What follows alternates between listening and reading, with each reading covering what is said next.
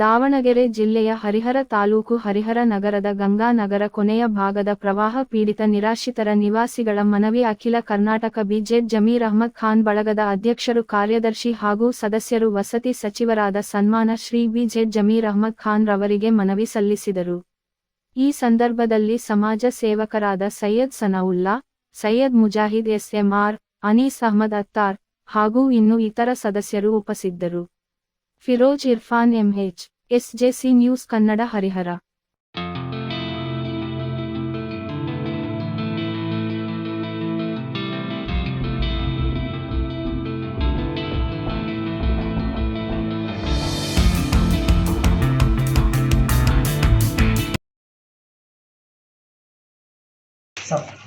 हरिहर के अंदर गंगानगर बोल के किले हैं।